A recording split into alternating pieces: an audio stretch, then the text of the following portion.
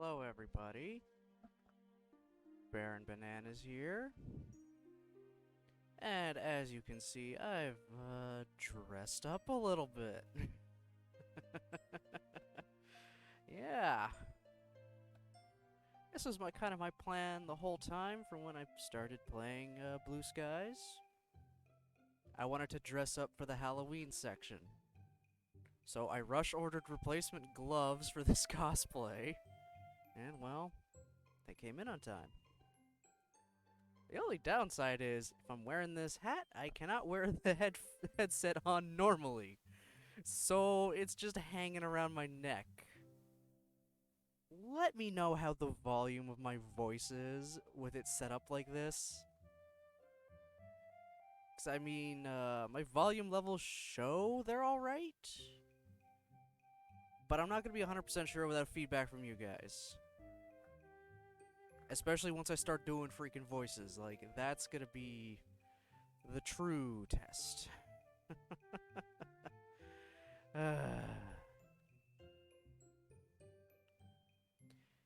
And today is also kind of special because yesterday I hit 50 followers.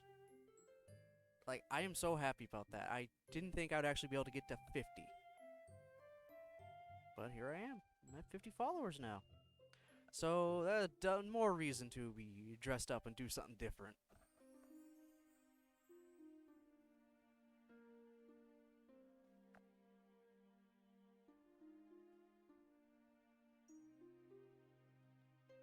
I may at some point just take the hat off, maybe even the wig, and just throw the headset back on normally. I'll see. Just cause it's just kind of feeling weird around my neck. I don't know how well my voice is gonna come through once I start doing everybody's voices and whatnot. And also, well, I'm partially blinded by this wig. It does cover most of my, right eye.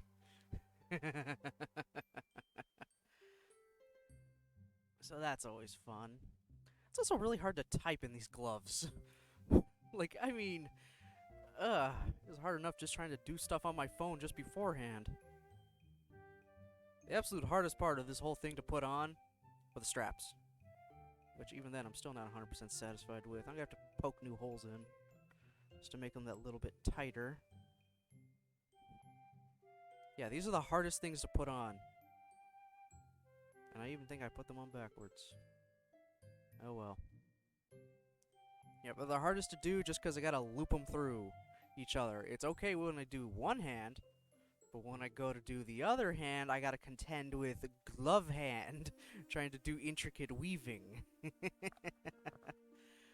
Yep.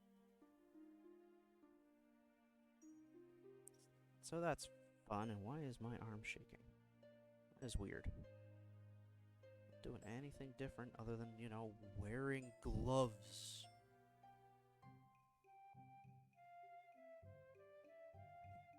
So, for anyone who doesn't know who the hell I'm dressed up as right now, I am dressed up as Roman Torchwick from the Ruby series. Great villain from the first 3 volumes. I loved him a lot.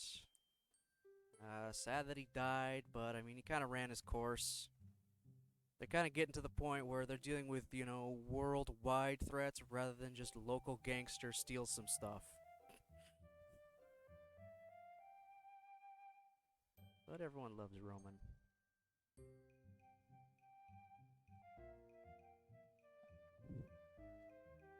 I even have his cane. Obviously, I can't really use this during stream, because that'd just be odd, but it's right here beside me. I've had this costume for a few years now, actually. The gloves decided to rip on me the last time I tried to wear it, and the jacket's also missing a button. So I'm trying to find replacement buttons that are about the same size and, you know, look. But otherwise, this thing's held up pretty well. I mean, pretty well. Still looks good. Thanks to, Jen for recommending the wig all those years ago. Still fits like a dream. Still looks pretty good. Wow, I think I'm actually already starting to sweat underneath this thing. Yep, I am in fact already starting to sweat. Good lord. Okay. You know what? I'm gonna at least take the bowler hat off. Oh god. Oh god.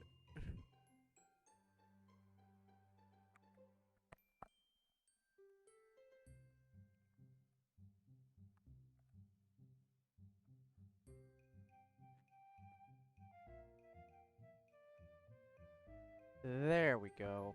That's a little better. More comfortable for me. I'll put the bowler hat on back on toward the end of stream, probably. But know that it is here. Ah, man. Alright, so, first and foremost, gotta do that. Every time. Load game. So, just as a bit of a thing, if you saw very briefly in the settings there, Halloween is something you could turn on and off. So that's something you really only want to experience once, because it's the same in all 3 routes. The exact same things happen, the exact same dialogue. It's just a fun little thing. The only difference will be what color the text boxes are. So, because we're on Yuri route, we have the Yuri route text box. If we're on Sayori's route, we'd have Sayori's text box. If we're on Natsuki's, we'd have Natsuki's. I'm also going to apologize in advance if I cannot remember these girls' voices at all, other than Monica is British.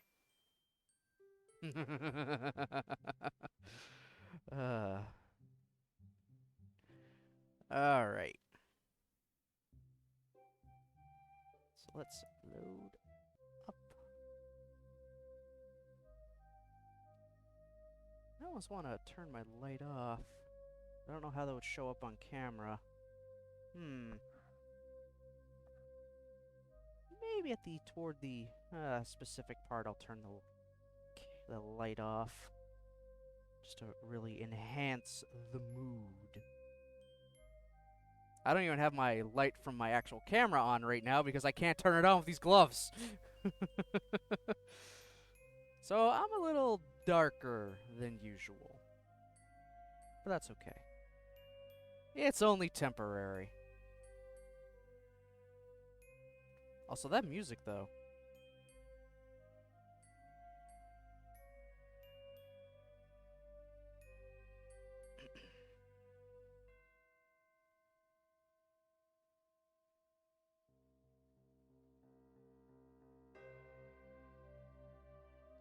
That refreshing crispness in the air. The vibrant flurry of reds and oranges and yellows gently swirling down from the treetops. It's definitely autumn. And with autumn comes Halloween. While I'm not into horror as much as someone like Yuri, I've always enjoyed Halloween. Gives a good excuse to indulge in all things horror, not to mention prank friends and enemies. Man, Sayori and I used to go all out on each other when it came to Halloween pranks. Speaking of, she's late. As usual. Sayori, there you are! Hurry up or we'll miss out on all the fun! Alright, let's see what Sayori's costume is. She's like a cowboy, I love it. Going as fast as I can! I took a little nap after school, so I was putting on my costume. A little nap, huh? Something tells me this nap was more than just a cat nap. Well, you still look pretty nice at least. A cowgirl, huh? Liking the Halloween twist on it. Has a really cool vibe to it. You look great as well, Baron. I haven't seen you in a costume for ages. It's really bringing back memories. Thanks. Yeah, can you believe I actually put effort into this? I laughed to myself. There I was, thinking I'd outgrown Halloween, yet here I am. Hey, Boston Devil, how's it going? Yeah, 50 followers, so... The scene I'm at in this game is Halloween. I was going to dress up anyway, but because of 50 followers, you know what? More reason to want to dress up. So, here I am. I'm dressed up. I'd also be having the bowler hat on, but it will not fit over top of the headphones. And I didn't like them resting around my neck, because I didn't know how my volume sounded. Also, how you doing, buddy?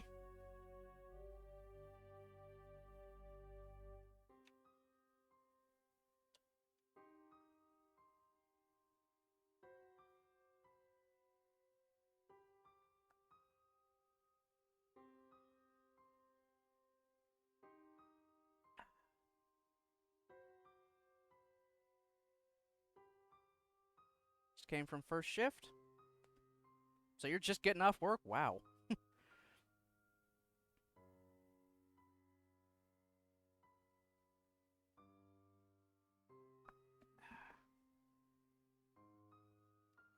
Oh, I am so not used to this wig. It's been forever since I've worn the damn thing.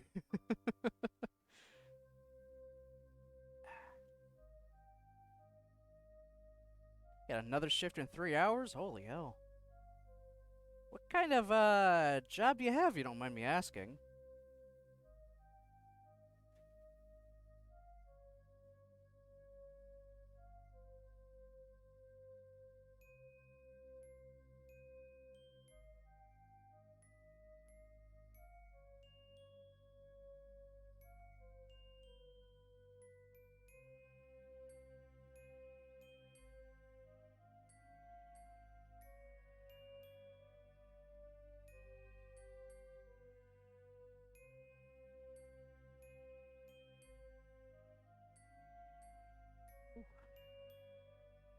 This wig is getting really hot.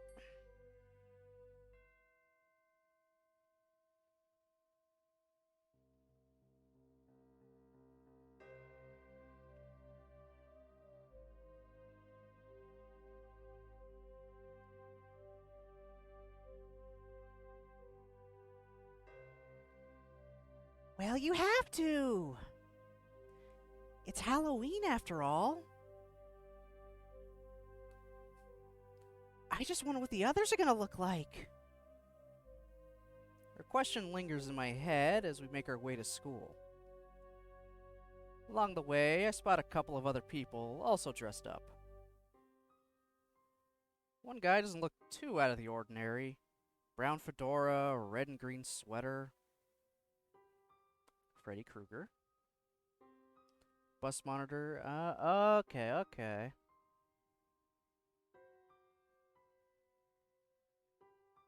What? Wait, all over Massachusetts? Wow. But those are... Oh, damn. Well, yeah, I can see those being long days. Holy crap.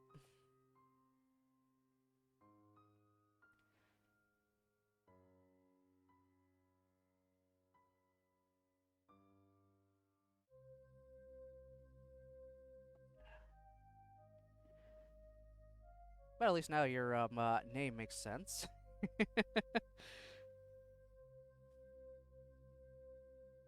You love it though? That's always great. You always want a job that you love. If you can find a job you love, you're not really, you know, working. Like, it's not considered work, in a way. You just go in, it's like, yes, love this. It won't feel like work if it's something you love. That's what I'm trying to say.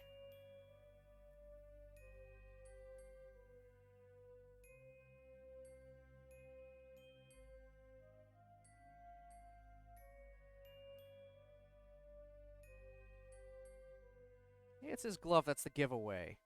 It sports a row of blades.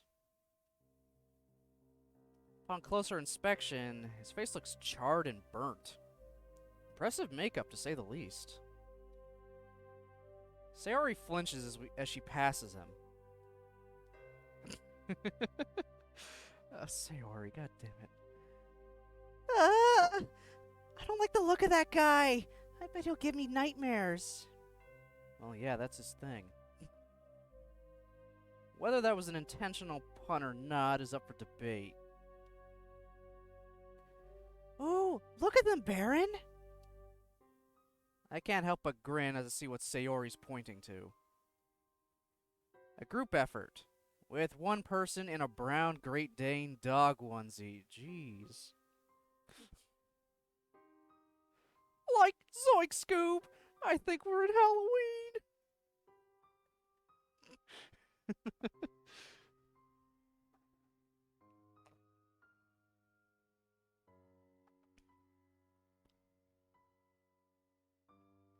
Next to him stands a nervous-looking guy with shaggy brown hair, while a confident-looking blonde man leads the pack, accompanied by two women. Yep, it's Mystery Inc. It's a pretty big contrast from the costume we saw beforehand. The walk to school feels more like a parade, with a variety of characters ranging from horror to cute, western to eastern.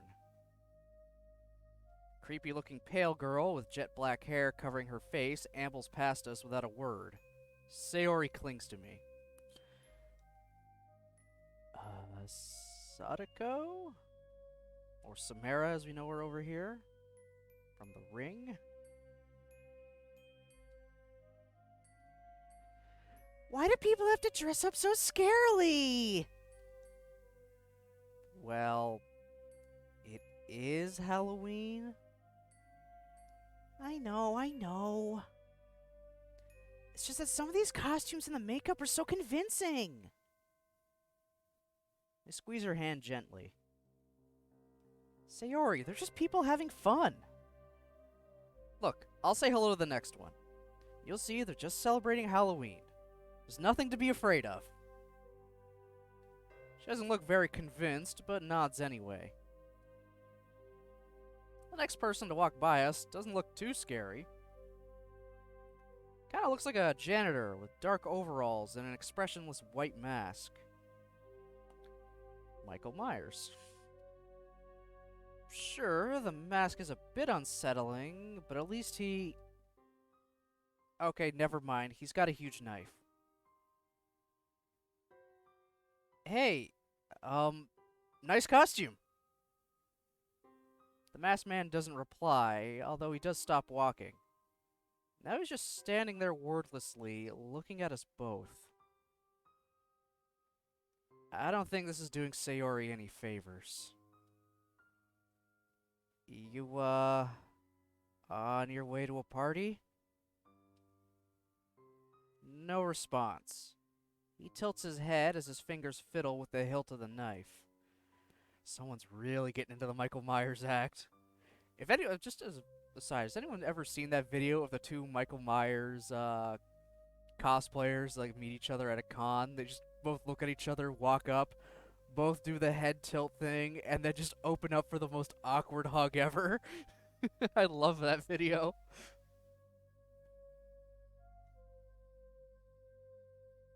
Well, Sayori tugs on my sleeve as the man carries on walking. Maybe he was a mime. Sure, let's go with that. School grounds look completely different at night. With the lights out and the usual noises absent, the whole building has a totally different vibe. I can't help but shiver as we draw closer. It's crazy how the hustle and bustle of the place really brings it to life. With all that gone, the sleeping school looks like the typical haunted buildings you see in horror movies. The windows, devoid of any light, are sinister and uninviting. The faint light of the moon basks the grounds in an ethereal glow. Either way, we must be the only students who are breaking into school to celebrate Halloween. Yeah, that's what we're breaking into the school to go to the club room to have a Halloween poetry read. Because that's what we do. Hardly the most wild of places to break into, but the sight in front of me confirms that it's perfect for the festivity. Baron? Don't tell me you're scared, Sayori. Hey! You are too! I puff my chest out in a comedic display of faux bravado. Am not. She playfully rolls her eyes. If you say so. By the way, where are the others? Right behind you. I can't help but let out a yelp of surprise as the unexpected voice caused me to jump out of my skin. Meanwhile, Sayori is in a furious fit of giggles, shaking with laughter. Hey! What's so funny? Don't tell me you weren't scared either. I saw her coming. Looks like Monika's a little witch of some kind. Monika holds an expression torn between sympathy and amusement. Sorry, Baron, but it was too good an opportunity to pass up. You should have seen your reaction. I pull a face. Very funny. Nice costume, by the way. She does a twirl. Thank you. I wasn't sure what to go with in the end. It felt weird, putting on a costume. I can't even remember the last time I did anything for Halloween. I'm guessing this is the first time you've broken into school, huh? You shouldn't be proud of that, Baron. Aw, come on, Monika. Where's your rebellious teenage spirit? You're a witch, after all. Aren't they meant to get up to mischief? Yeah, come on! It'll be a lot of fun! No one will find out. In all the excitement of preparing for Halloween, I totally forgot that Monika was a perfect student. The thought of breaking in, especially into school, must be completely foreign to her. Still, sometimes you gotta have a little fun. Today of all days as well. A wry smile works its way onto her face. Just for today. As it turns out, breaking into a school is kind of easy. That, or we just got lucky. We managed to find a window that's unlocked. The interior of the darkened school looks just as spooky as the exterior. My imagination is doing me no favors. Every sound we make seems exceedingly unwelcome, like we've stumbled into the den of a monster. Even with Sayori and Monika near me, I can't help but feel uneasy. That was all for the idea of breaking into school. But now that we're actually inside, it's only just dawning on me how creepy darkened schools really are. I swear I heard a rumor that a couple years ago a student committed suicide in this very school. Did she hang herself? I shiver as I simultaneously try to block out the memory and remember more of it. No, that wasn't it. She just disappeared one day. No trace of her. Almost like her very being was just deleted. Yeah, wink wink nudge nudge to what happened in the base game. Which actually works really well for Halloween. Gone. Like that. I mentally shake myself. No, that didn't happen.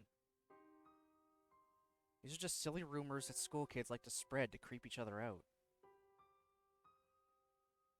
But a part of me can't help but imagine. What if that actually did happen? Would her ghost still be roaming these very halls, twisted with vengeance, prowling for victims? What if... Here we are. Monika's voice snaps me out of my spectral spiel. We're outside the club room. I can spot Yuri and Natsuki inside, poring over a pumpkin carving. It's a shame we're doing it in this room. Huh? Why? Well, it's Halloween, right? The classroom opposite to us is the one where the student hung herself. I freeze as Monika winks at me, opening the door. Alright, it's all good, Boston Devil. I appreciate you just coming by at all. Honestly, I appreciate it very much.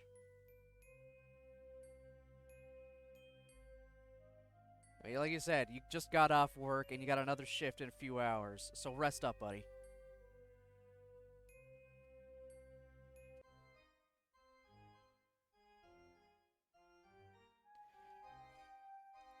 Hey, guys! You two look great. Yuri blushes. It looks like she's gone for some sort of gothic vampire outfit, which, given her taste in horror and poetry, is a really good fit. Thank you, Monika. It is quite enjoyable to express my love for horror in this way. Poems are, of course, gratifying to write, but this makes a nice change. Sayori wanders over, trying to figure out what Yuri's meant to be. Are you, a vampire? Yes, a gothic one, in the vein of Anne Rice's vampires. It's not too dark, is it? Relax, Yuri. It's Halloween. It's pretty much a day dedicated to horror. It's fitting. Oh my god, I know exactly what's coming up and I love it so much. I really like yours as well, Natsuki. Pretty spooky. Simple skeleton. Oh my god. Oh my god, forgot about this. I love it. Oh, that should be your name for today. How the hell did I do Natsuki's voice? Sayori, what the heck are you? Not spooky. Jeez, I fucking love it.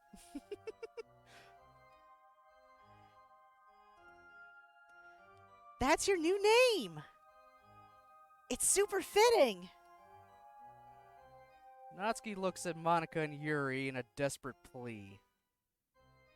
After getting no response, she sighs deeply and starts up again. Sayori. Yeah? That is literally the stupidest thing I've heard all day.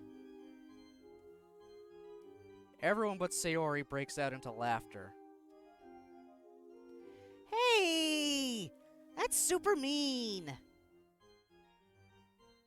Sorry, but it's the truth. But it's cute! Cute? I'm a skeleton! How in the world is that cute? It's Halloween! This day is supposed to be like the opposite of cute. Well, I won't lie. It's a pretty fitting name, not spooky. She grins. Sorry. Oh, come on. Yuri could have come up with a better nickname. Yuri? You're putting me on the spot here, Natsuki. To her credit, at least she didn't call her not spooky. Baron? Sorry, I really can't deny Sayori in her moment of glory. Fine. But only if I could give her a dumb nickname too. Wait, Sayori, what exactly are you? A cowgirl, right? Yeah, this is totally different from my normal Natsuki voice, because I've forgotten what the normal Natsuki voice I do is. So I'll just go with that. Sayori tips her hat down and adopts a southern cowboy drawl. Oh, fuck. It's high noon. That was awful. I cannot do a voice pretending to do another voice. That is just impossible for me. Well, not a very good one. There's silence for a moment. If you listen closely, you can almost hear the tumbleweed going by. Fitting for a cowboy, at least. Sayori? It's midnight. It's high moon then. Jesus fucking Christ. I've been watching too many spaghetti westerns, Sayori. Spaghetti? Now I'm just hungry. This is the part of the reason why I like Halloween. It really brings everyone together, even if the premise of the festivity is a bit dark. I figured you like Halloween the most, Yuri. It's pretty much a day dedicated to horror. Although it's pretty great seeing a skeleton, a cowboy, and a vampire, and a witch all in the same room. Meanwhile, I'm dressed as fictional crime boss. I do, in fact, never say what my character is wearing, so this just worked out well.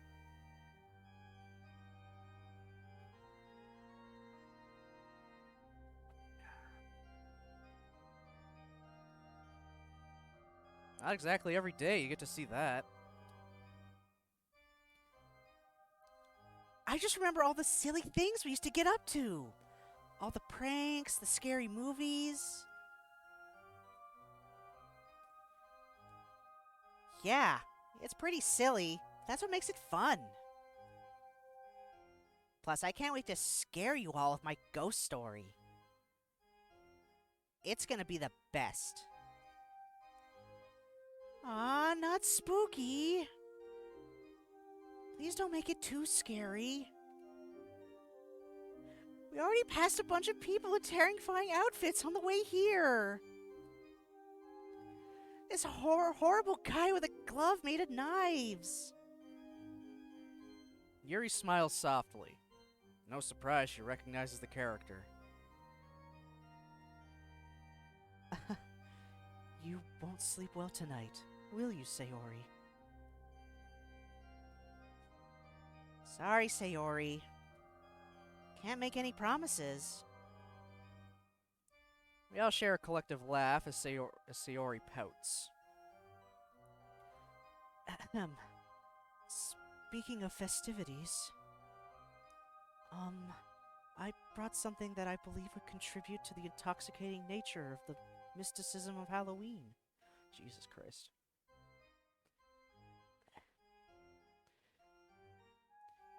It's rather decadent, but since it's a special occasion... Yuri slides a slender black wine bottle out of her bag. Jeez. I don't know where this started, but a lot of Doki Doki mods or fan fictions or whatnot eventually at some point have Yuri pulling out a bottle of wine. Don't know why, but I love it every time. 'Cause it always feels like it's just her trying to really kind of come out of her shell and give everyone a good time.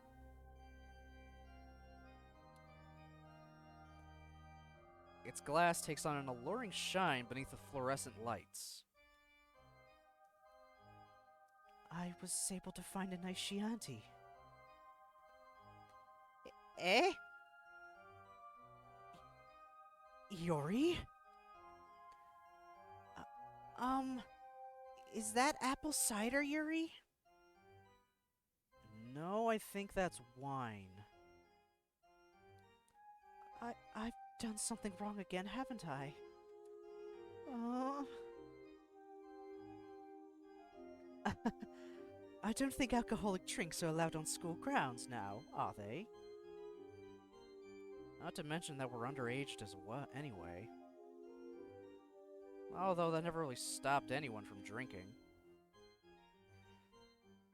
I'm sorry. I just thought that given that we were trespassing anyway... I don't know what I was thinking. And now the atmosphere is ruined too.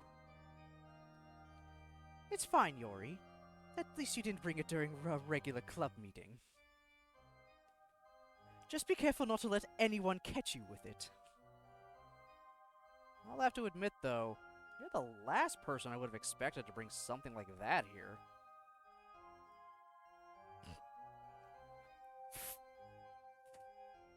Is that even picking it up? Yuri must be under the influence of a witching hour or something.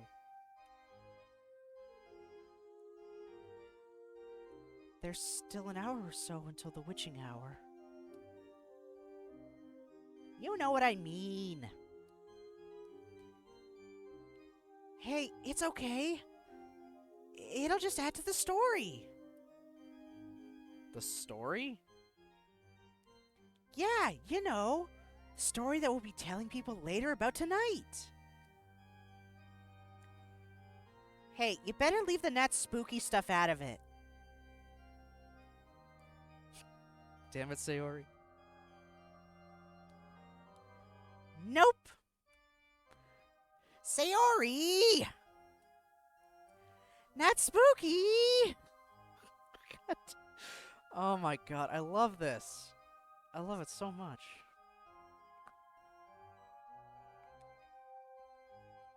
This is all just good times. Alright. Cut it out, you two. To be honest, though, I am a bit curious about how the wine tastes. Oh, come on, Monica. Aren't you supposed to be the responsible one here?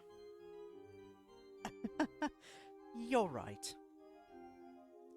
She casts a wistful gaze at the wine as she says that, though. Sayori and Natsuki seem to be glancing at the bottle curiously as well, while Yuri hesitantly stows it back in her bag. Okay, everyone. Let's move along to the main events, shall we? Who wants to share their poem first? Oh, I get to choose who shares what first. Alright, I might just go with the same order I did when I was doing poems. So that would be Monica, Natsuki, Sayori, ended off with Yuri. So let's do that. Let's hear Monica's poem first. Reverie. I wake up. Cold. Black night. Silent and still. I fall to my knees. Splinters in my hand. Dust in the air. Cold. Where am I? I reach for the light I need. Is it there? The switch is pressed. I feel the warmth on my face, and my hands, and my arms, and my... I wake up. It's dark all over. Cold. Silent and numb. I reach my hand out, but I have no eyes to see. But I can feel it. I press the switch. The warmth fills me. The dark comes again. I die again. I wake up. Noises in my ears. Voices? Cold. I reach out and feel. Nothing. Where is it? Was it real? Wasn't it here? Everyone reaches, but nobody can touch it. The dark comes again. We all die again. I wake up. Here again?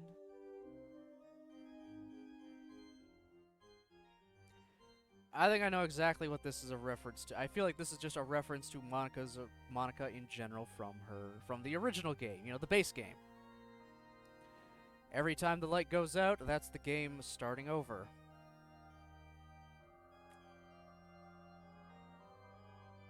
So we do the first one. There's Act 1.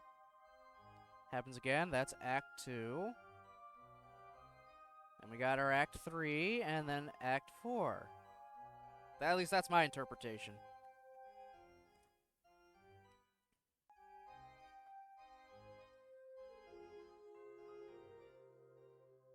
Monica bows a little bit after she finishes. I'm all over what she's read. I don't really get it. That sounds like something Yuri would have written. Oh, is that a bad thing? Of course not. What does reverie mean? I don't think I've heard it before. It's an English word that means something like having a pleasant daydream. But it comes from a French word that means madness. Appropriate for Halloween, isn't it? Monica's smile is looking a bit more sinister than normal somehow. How cultured. Yuri looks a little distressed at the implication of Natsuki's sarcasm, and the idea that Monica's poems sound like something she might have written. Do both meanings relate to the poem? You could say that. What do you mean? It reflects on how a blissful act can make the pain go away. For a little while.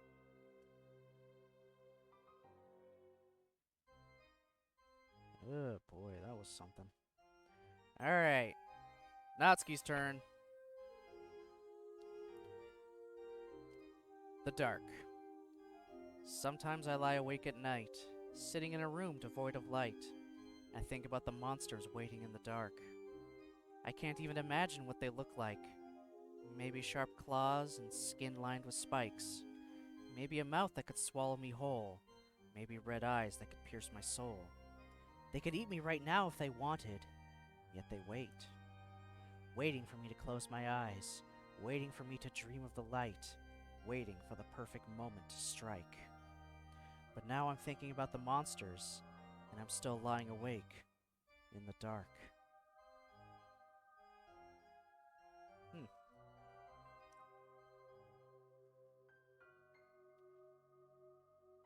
Yeah, I know. It's not great. Actually, I quite liked it, Natsuki. It's pretty obvious that horror is something out of your comfort zone. But you did an exceptional job at combining your style of writing with horror. Fear is a very complex emotion, so it's a challenge putting it into simple words. But I'd say you did quite well. I would have to agree with Monica. Fear isn't something that's meant to be completely understood. The complexity behind what a person fears and why they're afraid of it is almost unfathomable. Your poem is about a fear of the dark, or more specifically, a fear of the unknown, yes? Yeah. I don't like not knowing what's there. I don't like not feeling safe. My poem is all about how your imagination plays tricks on you when you're in the dark. You know there's no such thing as monsters, but you can never be completely sure. That's what scares me. That uncertainty. I can relate. But as I was saying, it's certainly a feat encapsulating something as complex as fear into 4 simple stanzas. Natsuki smiles proudly. What can I say? I'm good at what I do. God damn it, Sayori. Yeah, well done, not spooky. Sayori, if you call me that one more time, I'll... Anyway, moving on.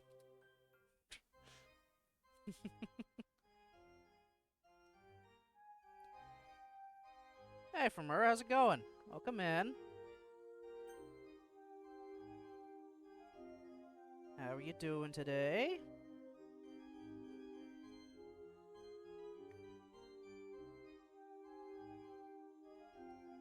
Oh, crap.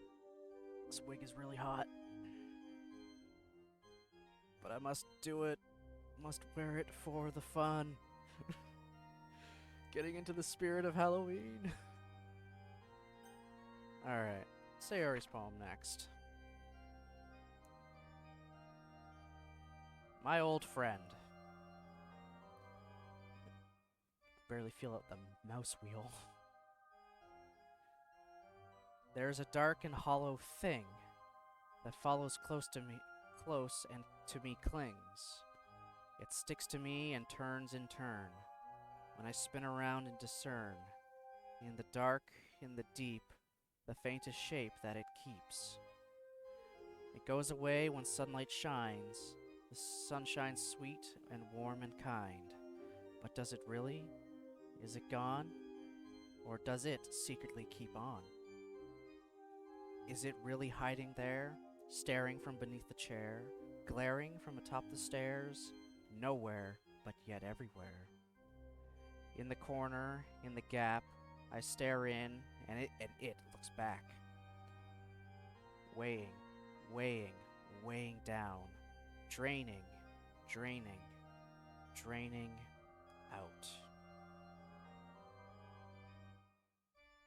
Mod looks good. It's Doki Doki Blue Skies. It came out last summer.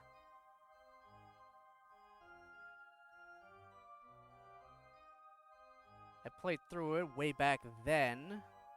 So like almost a year ago at this point. So I just started streaming it because I've forgotten most of like specific things that happened, so it's still fun to see it. Yeah, this is a very well done mod. There's a lot of praise for it, and I guess it was very highly anticipated. I only really got into VNs, last summer.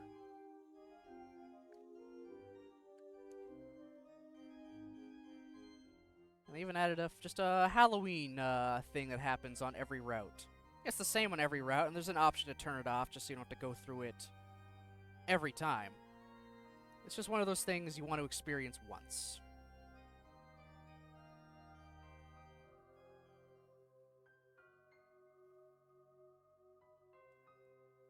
That was very interesting, Sayori. I always enjoy seeing a poet step out of their comfort zone a little bit, especially when it comes to writing horror.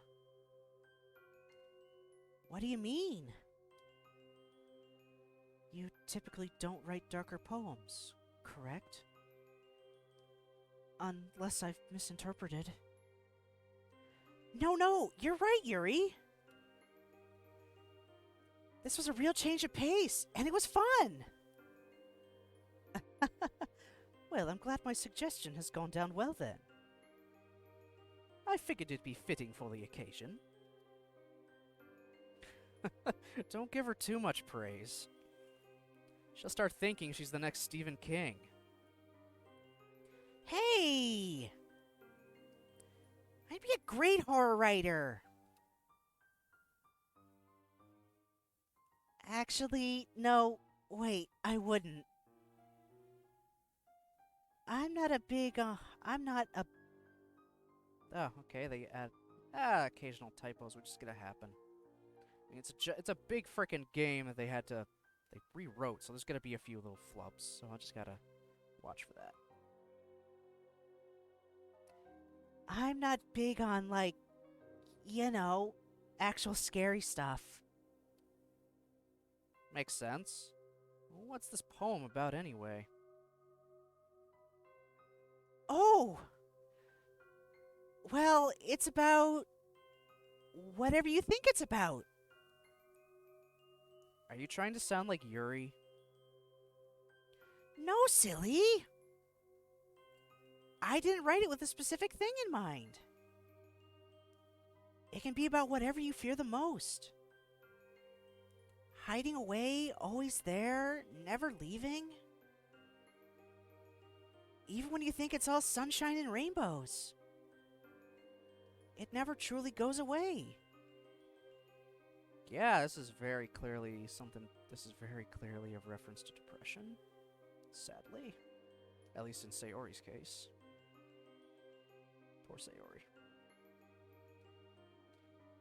So, it can be whatever you think it is. A terrible secret? A scary monster? A childhood fear of the dark? It could be made up. Or it could be real. It doesn't just scare you. Maybe whatever it is drains you as well. Bit by bit. And what makes it scary is knowing it's always there. Holy crap. Safe to say that no one expected that from her. The temporary silence in the room confirms that. Natsuki frowns, evidently nonplussed by what she just heard. Even the cool, calm, collected Monica looks a little taken aback. Yuri, on the other hand, smiles contentedly, seemingly unfazed by the somber explanation coming from Sayori's mouth. Wow. Okay, it's not just me who didn't see that coming, right? Laughter fills the club room. I mean it, Sayori. Your use of metaphors and use of darker thematic imagery was very refreshing to see. Just do me a favor and don't turn into another Yuri, okay? Natsuki. Kidding, kidding. It was great, Sayori. Ah, you guys. Alright. Last poem, Yuri. Ethereal. Somber sounds of midnight malice float around a chastised chalice. Riding otherworldly winds, letters tore from nails pinned. Torn from nails pinned. Jesus. A looming figure takes my hand, leading me through with sympathy canned. Cumbersome weights ride my shoulders with the serenity of falling boulders. Jesus, the cursive is kind of hard to read sometimes. Also doesn't help, I'm only reading through one eye. Their words are muffled by lament. False reassurance fails to dent. Their fierce facade of fleeting fear. Time is lost, no longer here. Cobalt nerves, fractured soul, with the luminescence of coal. Clacking footsteps from below. Echo, echo, echo, echo. For a moment, the room is silent. Oh no. I went too far, didn't I? No. It's just the kind of thing we're looking for. Would you like to tell us what you were thinking of when you wrote this? Okay. Yuri takes a deep breath. It's a bit hard to describe, but sometimes there are nights where my mind just seems to be full of noise. Nights where I can hear... She trails off absent-mindedly. Does she get caught up in her own poem that much? Hey! Earth to Yuri! I'm sorry. I didn't mean to get sidetracked. It's okay, Yuri. Don't feel like you have to rush. Yeah, take your time. Right. Well, as I was saying, I wanted to try and capture the feelings one might have on a bit of a dark night. Oh, God damn it, Sayori. Wait! Aren't all nights dark? It's a metaphor, Sayori. I think Yuri's trying to talk about when people are going through a difficult time. That's right, Baron. The dead of night can be very fickle.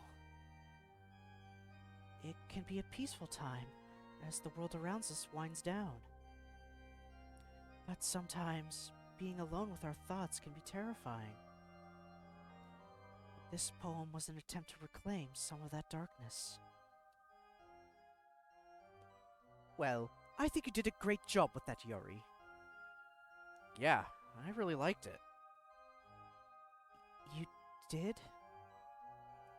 I'm... Thank you. Alright, guys. All your poems have been pretty good so far. But just wait till you hear my poem. An evil grin stretches across my face as I whip out my own poem. If you're this confident, I'll be looking forward to your recitation. Did you put extra effort into this one, Baron? Well, not quite. What's that supposed to mean? It's not a poem that I wrote myself, Baron. But I promise you that's very appropriate for the occasion. This is a poem that has an urban legend attached to it. Supposedly, if you read it out loud, you'll be cursed that something tragic happens to you. Maybe even death. Baron, that's so scary! I know, right? It's great. This poem is titled Tomino's Hell, written by a poet named Saijo Yaso. And it just so happens that this is the poem that I'll be reading to you all. At this very moment. Baron! Don't do it! What if something really bad happens to you? Pfft, yeah, right. It's called an urban legend for a reason, you know. Emphasis on legend, as in something that's not real. Still. I'd like to see the data on all the people who've read the poem so far. And statistically speaking, it's likely something tragic will eventually happen to you anyway. God, I cannot read. Again. I find that there's always some element of truth behind these stories, though. Of course, this truth might not reflect the literal meaning of the stories and legends. However, there's likely a message behind the legend. Yeah, I'm not gullible enough to believe any of this stuff, though. Alright, guys, let's settle down. You can all voice your thoughts after I read it. Jesus Christ. Tomino's Hell. Elder sister vomits blood. Younger sister's breathing fire. While sweet little Tomino just spits up the jewels. All alone does Tomino go falling into that hell. A hell of utter darkness without even flowers. Is Tomino's big sister the one who whips him? The purpose of the scourging hangs dark in his mind. Lashing and thrashing him, but never quite shattering. I have no idea what the Avicii? Sure, I'll say that. One sure path to Avicii, the eternal hell. Into the blackest of hells, guide him now, I pray. To the golden sheep, to the nightingale. How much did he put in that leather pouch to prepare for his trek to the eternal hell? Spring is coming, to the valley, to the wood, to the spiraling chasms of the blackest hell. The nightingale in her cage, the sheep abroad the wagon, the tears well up in the eyes of sweet little Tamino. Sing, O nightingale, in the vast misty forest. What the hell? La? Oh, is that supposed to be an H? That's weird, that's supposed to be an H. He screams, he only misses his little sister. His wailing desperation echoes throughout hell. A foxy peony opens its golden petals. Down past the 7 mountains and the 7 rivers of hell, the solitary journey of sweet little Tomino. If in this hell they be found, may they then come to me, please, those sharp spikes of punishment from Needle Mountain. Not just on some empty whim is flesh pierced with the blood-red pins. They serve as hellish signposts for sweet little Tamino. I think that was lost in translation. It does feel like a Japanese poem that has been lost in translation. I'm gonna look it up real quick. If I can type. These gloves make it very hard. Tamino's Hell. Oh, it's a creepypasta. Well, I mean, it became a creepypasta.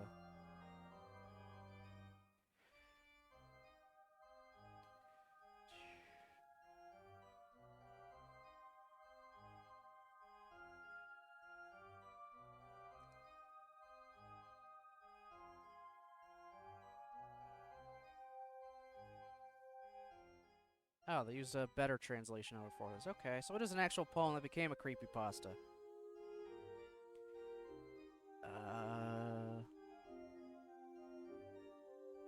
Oh, from 1919. Huh. Okay, cool.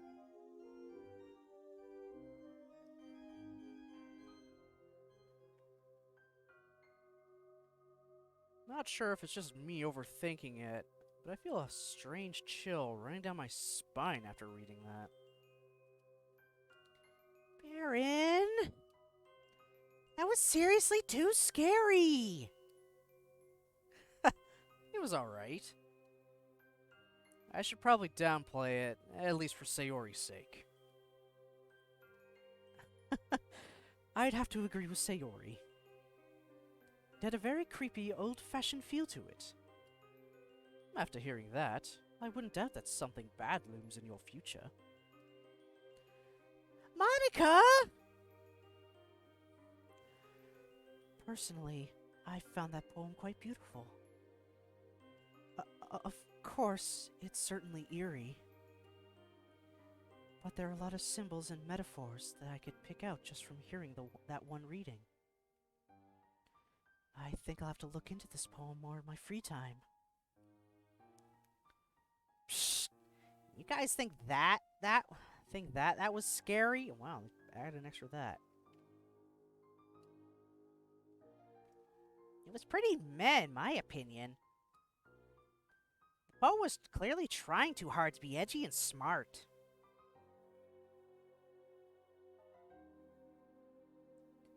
If I may respectfully disagree. The tone and word choice of the poem matches its content. It's not written that way simply to be edgy. After all, if I understood it correctly, Tamino was banished to hell for murdering his own parents. Wait, what? How the hell did you get that from that? What? I hope she explains. Eh? How'd you get that out of the poem? Well... It mentions that Tamino is on his way to Avicii, the lowest of hells in Buddhism. And killing one's parents is one way to get you get sent there. Oh, well, whatever. I still don't like it. Well, you guys can agree to disagree. But whether you like the poem or not, you have to agree that it, and the legend attached to it, are pretty interesting, right? I mean, I guess. Baron, I'm gonna have to keep a good eye on you from now on. Just in case the legend comes true. Sayori, there's probably a bigger chance that something bad will happen to you first, given how clumsy you are. Hey! We all share a laugh, with Sayori joining in after a moment of pouting.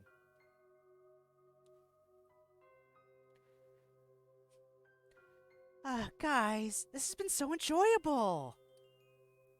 It's fun to scare your friends with silly pranks, and dressing up is a lot of fun! Although, I don't really like horror that much. It's just so scary to think what could be out there. Stop being a chicken, Sayori. Hey, you're the one who got scared by Monica earlier. The girls all laugh at my expense as I let out a groan. She's never gonna let me live this one down. Touché. Anyway, it's ghost story time, right? I don't really know many ghost stories, to be honest. Sorry. But I looked on the internet to find some. Most were super long. Like this one about, what was it? Some kind of sleep experiment? Sayori, you're rambling. Oh, oops. Sorry, I'm new to telling scary stories.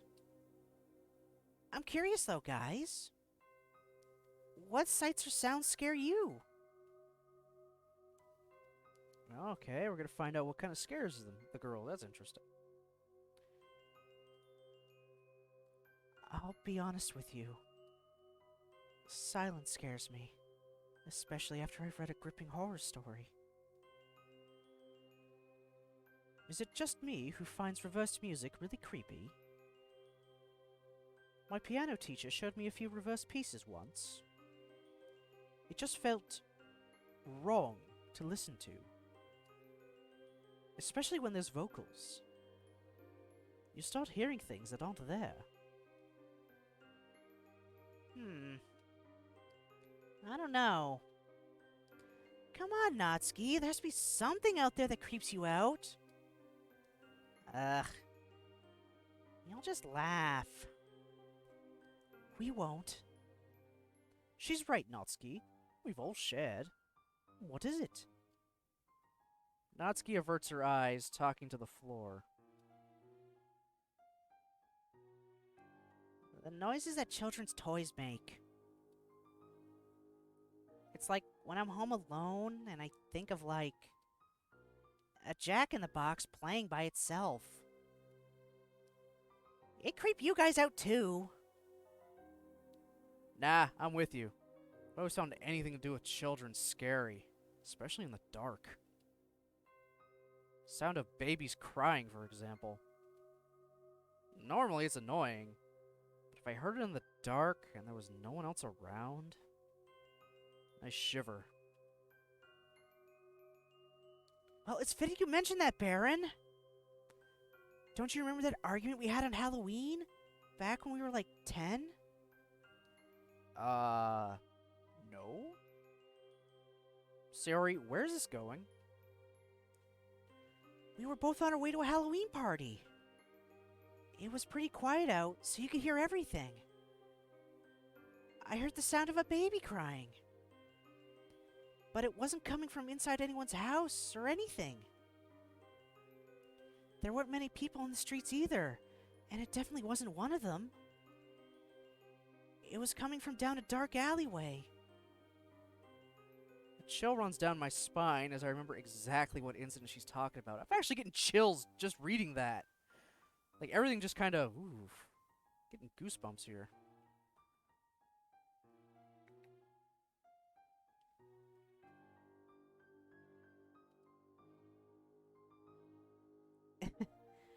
I remember I wanted to go out and investigate. I was scared it was a toddler in danger. But you didn't let me. You were too chicken to. Hey! Okay, we were just in a rush. But anyway, pretty creepy, right? I guess I could kind of see what you mean about babies crying being creepy. I was a bit scared myself. Looking back, I'm glad you convinced me not to go. Guess being a wimp has its perks, huh? Yuri, Sayori, and Natsuki all laugh. Monica, however, looks like she's been slapped in the face. Guys, do you not realize how lucky you were? Eh? Oh god, you guys have no idea. What? Sayori, did anything seem a bit off about that baby's cry? Sayori scrunches up her face in an attempt to recall. No, not really. Well, it did sound a bit repetitive, though. Like, the cries didn't change much. Monica's voice shakes as she replies. Guys, that's what serial killers do to lure out young women. I can't help but burst out laughing. What, pretend to be babies? Come on, Monica, you had me going there for a second. You kinda ruined the punchline.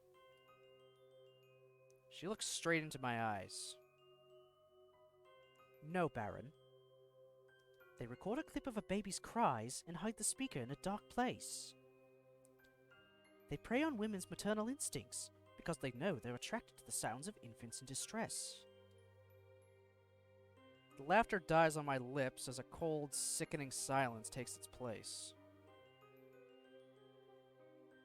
Oh my god. That's why the cries didn't sound natural. They just recorded a small segment and replayed it over and over. It all makes sense now. The unnatural cries and the dark alleyway. A meticulous, calculated effort to ensnare an unsuspecting victim. Wait, hang on. Didn't Miss Kasumi go missing around that time? Miss Kasumi used to teach Sayori and I a long time ago. What happened to her exactly? Sayori shrugs. We were told she moved away to work in a different part of the country, right?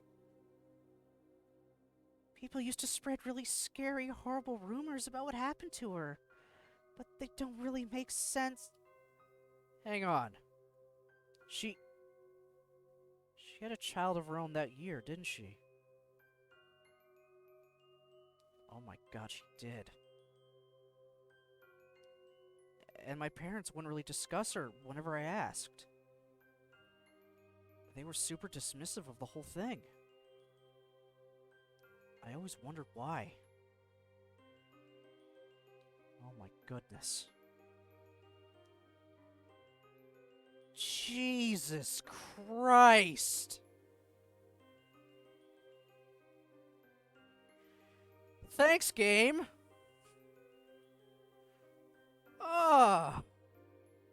Yeah, that's... I don't like that. I don't like that. No!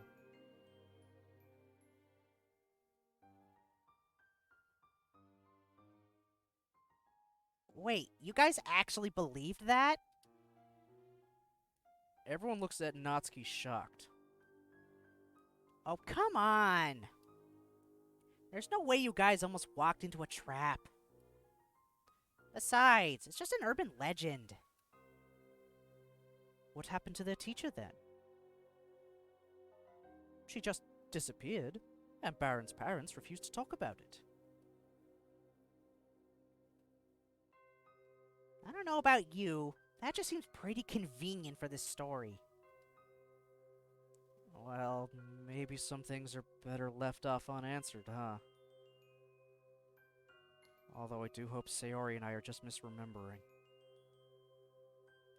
Well, on that cheerful note, how about we move on to the next story?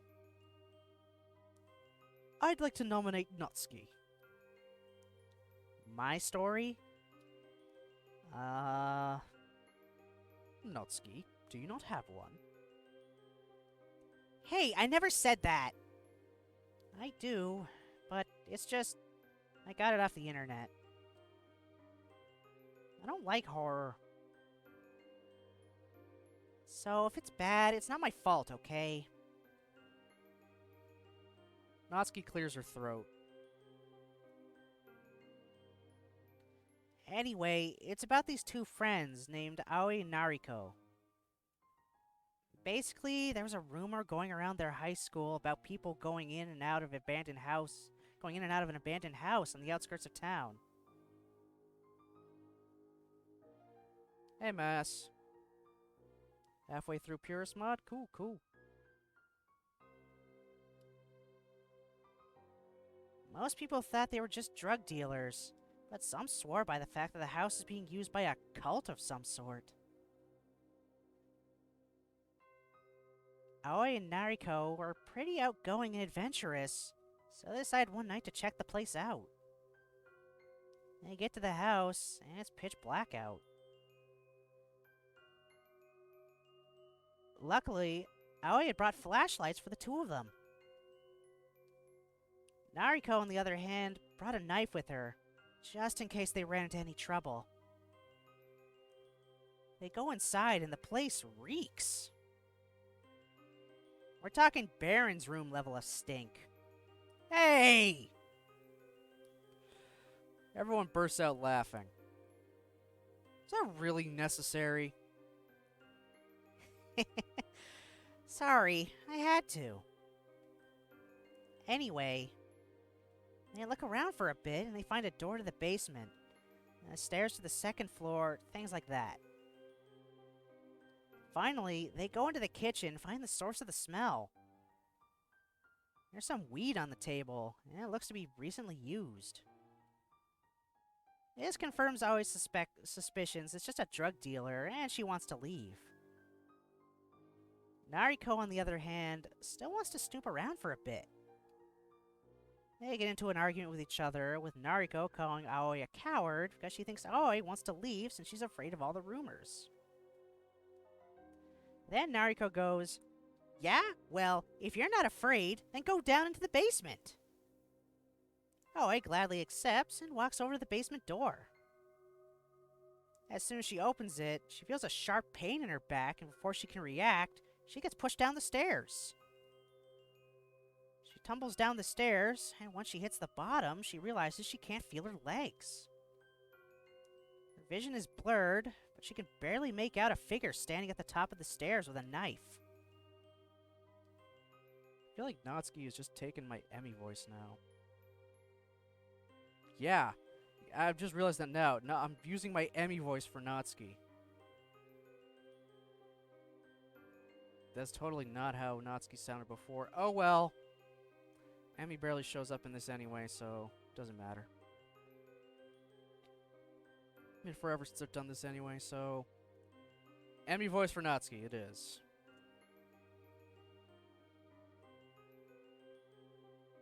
Last thing Aoi hears before she passes out is Nariko's footsteps as she descends down the stairwell, and an old grizzled voice say, "This one'll do nicely." The very next day, Nariko and Aoi call in sick. It's kind of a shame, really, because they miss out on all the talk about how someone heard strange animal-like groans coming from the old abandoned house on the outskirts of town. So, yeah. Hope you like it or whatever. What happened to Nariko and Aoi at the end? They didn't die, did they? Use your imagination. Nice story, Natsuki. Cults usually provide good fodder for horror stories. Indeed. I've read quite a few novels involving cults. Does Portrait of Markov involve something like that? I mean, you've been reading it, dumbass! You should know by now!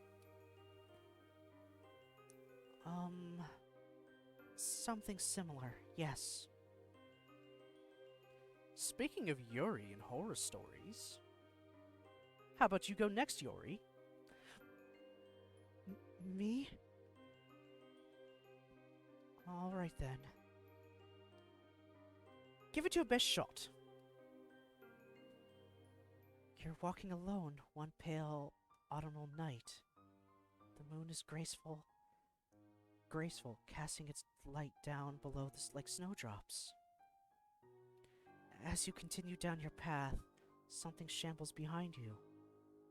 You turn around to look for what it might be, but all you see is a cluster of leaves rustling by the pale air. Slowly returning, you notice the lights in every house around you going out, and then flicker before fully extinguishing. With tentative steps, you advance toward one of them to investigate. Oh, thanks for the follow.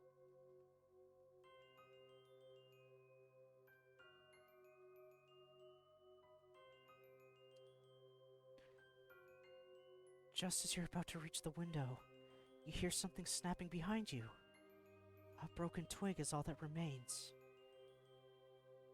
Uncertainty floating around inside your head, you unconsciously start walking faster, away from the suburbs. Eventually, you find solace in silence, the only sound being your heartbeat. It's quiet. Nothing bad seems to be happening now.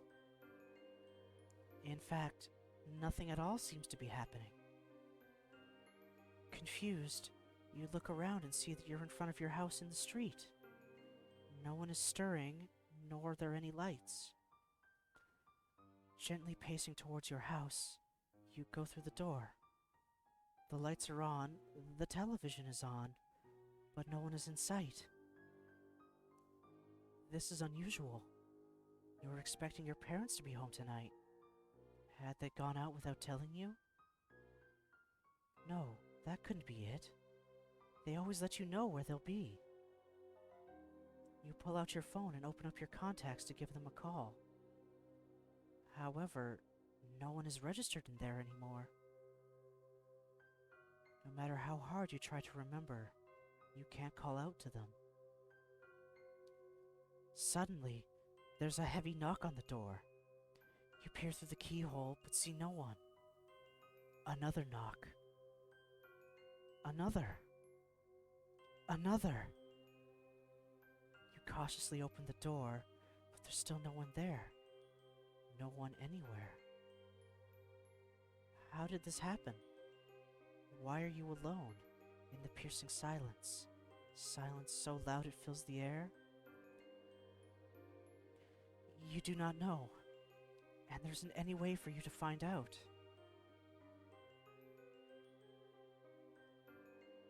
That's it? What a dumb story! Nothing even happened! Where were the scary monsters and stuff? There's no greater fear than the unknown, Natsuki. Sharp claws can be prepared for. Enigmatic silence cannot. What's more fearful? Something you know is coming for you? Or feeling safe when you're in fact not? What was that?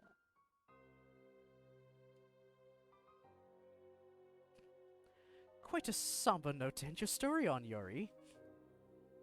We can always count on you for a good horror tale, huh? Anyway, I'll go next.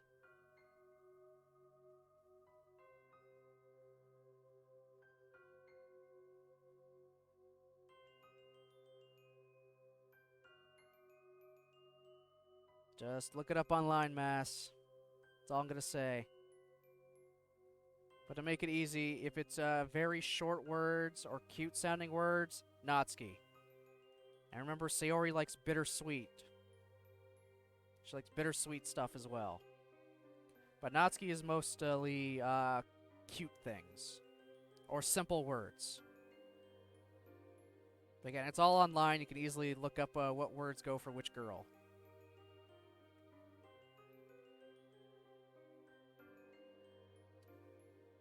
Although, a scary story. Now that I think about it, I don't think I've come up with a ghost story before. I haven't read too many horror stories either. Well, I guess that isn't a surprise. Just make one up then! It'll be fun! Well, I can't say I've tried that before. Are you trying to get out of telling a story? Of course not!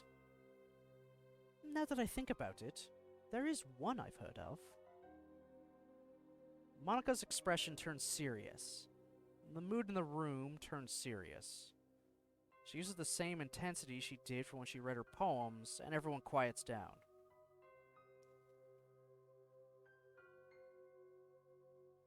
A number of years ago, Tanabata had come along as it does every year. It's the story of a lost little girl. Where am I? She cried. She cried and cried, hoping desperately she could find someone to help her. But the little girl was alone. Nobody could hear her. But just as all hope seemed lost, she heard a voice. Isn't the night wonderful? The girl looked up. But before there was nobody, was now a man in an elegant yukata. He wore what looked like a no mask, but it was completely blank. Behind the man stood a stall, masks and lanterns of all sorts hanging from it. How rude of me, the man admonished himself. Welcome, dear customer. Your heart seems unhappy. Why not take a look at my wares? The man said as he gestured to the masks behind him. Please, take one that'll bring a smile to your face. The girl looked at the masks. There were ones that looked frightening, ones that looked strange, and ones that looked exotic, and many others. What about your mask, mister? The girl asked. I'm sorry, but this mask is very special. It's not for sale. The girl looked sad. I like that mask. It looks really cool. The man laughed softly. It has been called many things, but this is perhaps the first time it has been called cool. Would you like a fruit? The man asked, picking one from the tree behind him. Hey, Nichols. Yeah, kind of, took over the stream a little. I had to do it. It's Halloween, so I figured I'd dress up, and after getting 50 followers, I gotta celebrate somehow. Plus, I had to try out the new gloves I bought to replace the old ones, and, well, they fit nicer. I just gotta work on the straps a little more, so they can go a little tighter. But I got everything. I even have the cane. With his wonderful, like a jack-o'-lantern on the bottom. I mean, he's Halloween-y-esque. His symbol is just a jack-o'-lantern face, and his main color is orange. So it works. I initially started with the bowler hat on and the headset hanging around my neck, but that just was not comfortable, and I don't think my sound was coming out that great, so I took it off and went for normal. But I'm sweating like a freaking, beast here. This wig is too much. I don't even have the light on my camera going because it won't turn on with these gloves on. I'm like, oh, I almost got it. Cool. Okay, you can turn on, but I kind of prefer it dark.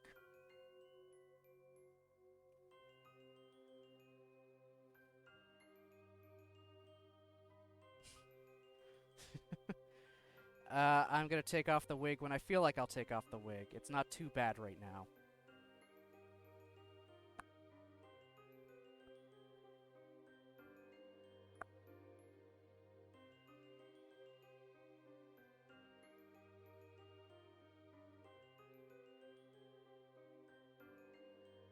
They're sweet and delicious.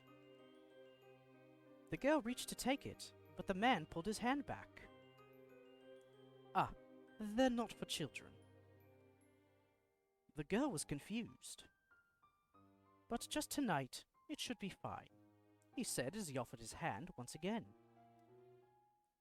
In the festival of the night, children can become adults, and adults can become children. Is that true? Asked the girl, and the man assured her it was. The girl took the fruit and bit into it. It was unlike anything she had tasted before. It was almost overwhelming, but the flavor was wonderful. It's good, the girl said happily. The man laughed again. I'm glad you think so. There's plenty, so please eat all you like. As she ate, the man took down a mask. What about this one? The girl took the mask. It looks like me, but she looks like a princess, the girl said in awe. Do you like it? Please, take it. But what about money? Asked the girl. I don't need money. Instead, I would like to be friends. Is that okay? Of course, the girl agreed. From now on, we're friends. I'm glad, the man said with gratitude. Why not put on your mask? The girl did so. She was overcome with a strange feeling. Why is it? She asked. Ah, at last. Long I have dreamt for this moment. My dear, my Eve, my only friend. The man smiled beneath his mask as he spoke as the light of the stars began to fade. For it is the festival of the night, where children become adults, and adults become children. Let it be known. Okay, that was just some random story. Random horror story set during Tanabata. Another unconventional horror story, I see. Yep. I guess monsterless horror stories are more popular than you'd think.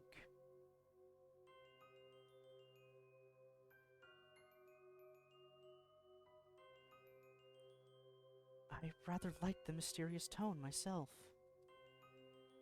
It's very reminiscent of the style of Asian horror stories. You guys have a weird sense of what's scary. I mean, this story isn't necessarily meant to scare you to death. Spirits don't just have to be frightening, you know. Well, it is Halloween. Aren't things supposed to be scary today? But Halloween is fun too, not just scary. Alright, you guys, break it up. Let's just all agree to disagree again. Monica smiles gratefully at me, while Natsuki shoots me a disgruntled look. Anyway, guess it's my turn to tell a story. So, this is something that actually happened to a friend of mine. Oh, really? Yes, really. So it happened to Sayori then? Huh? This is a story about me? Is that true, Baron? What? No, it's not. Let's just get on with the story, shall we? Right. Anyway. So, this friend of mine lived alone in an apartment building. He lived in the downtown area and left a party all night, and one night he went out as usual. However, when he stumbled back home in the early hours of the morning, he'd realized he'd lost his keys and was locked out of his apartment. So he ended up having to call his landlord, who was pissed at having to wake up in the middle of the night to let him back in. But in the end, he was able to get home safely, so that's all that matters, right? I can certainly relate to that comforting feeling. Right. But when he got inside, he noticed his keys were actually on his nightstand. So, did he lose them after all? They weren't an extra set that his landlord lent him? Nope. He was able to recognize them by the keychain he attached to it. So, that's it? Pretty much, yeah. What's so scary about that? Guess you haven't realized it yet, huh? What do you mean?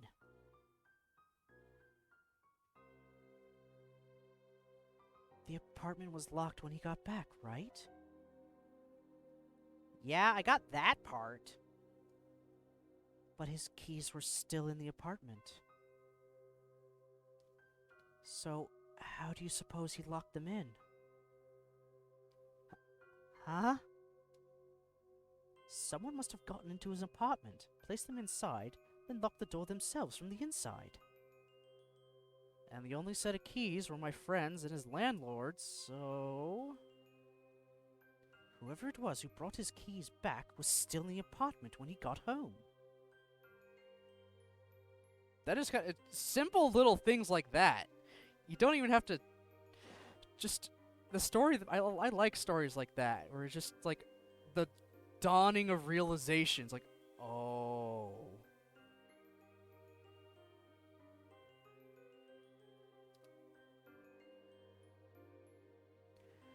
But who was it then? you never found out. Huh? You're gonna make me permanently paranoid. That was quite an enjoyable story, Baron. Although it was short, the realization at the end definitely made up for that. Plus, the story calls on real fears of things like squatters, stalkers, and killers. Who knows? Maybe one of us is a squatter living in our own home, Hidden away, never to be found. Stop right there! I don't even want to think about it! Okay, that story wasn't half bad. Glad you all liked it. I'll have to admit, this has been pretty fun, guys. Yeah, it really has. We should do this sort of stuff more often. Halloween comes around once a year. Thanks, Natsuki. Sayori, Halloween only comes around once a year. Oh yeah. If I may make a suggestion. We all turned to look at her. Well... As it's fitting for the mood. What the fuck? Would you like to try the Kokiri-san game? Huh? What's that? Oh, that Ouija board thing? Isn't that just some urban legend? Only if you believe it is, Natsuki. Ouija board stuff, huh? On one hand, although it's not very hard to scare me, I'm a bit skeptical about ghosts. Although I've heard from a lot of people that messing around with the dark arts is a dangerous business. I mean, we're in a dark school, late at night, with no one else around. If we really did open a portal for a malevolent spirit to enter our world, who knows what could happen. Nah, that's just a bit too far-fetched. At least if the spooky ghost kills me, I won't have to do that math homework I've been procrastinating for a week. Hey, Jen. Yeah, cosplay stream. I was gonna do it for Halloween anyway, but getting 50 followers, you know, it just felt even more right to do something different and special. I got the bowler hat, it just will not fit over top of the headphones. Wondering why you uploaded your gloves? Yeah. Yeah, once I knew Halloween was gonna be the next time I did this, I looked, what is it? Yeah, I just looked on Amazon for some good replacement gloves for the ones I had, and then just crossed my fingers hoping they would arrive in time. And they did. Tape hat to headband. I mean, I was wearing the hat earlier. I just had my headphones down over my neck with my mic kind of, bent over. I didn't know how well that actually sounded overall or how it would go once I started voicing people, so I just took the hat off. It's also very hot in this wig. Unsurprisingly.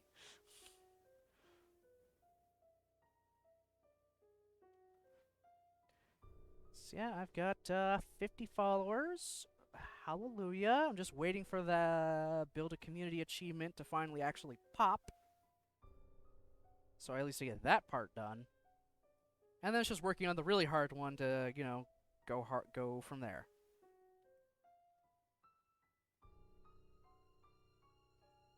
But I'm just still really happy with the 50 followers.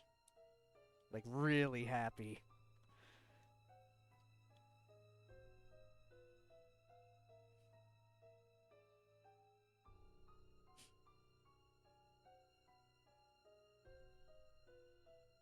Seems a lot more tempting now.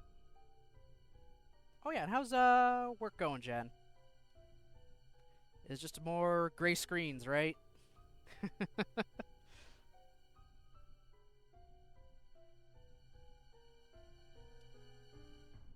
Hmm.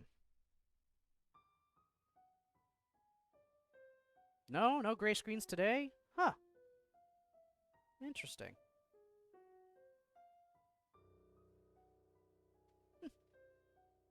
Well, at least now it's not too quiet for you.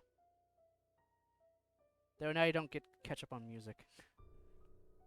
Morning was blah, but just had a grade A class and they were so sweet and laughed at all my jokes, and I just doki doki. Oh, that's good.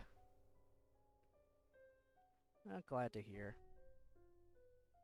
Bunch of bloody weebs.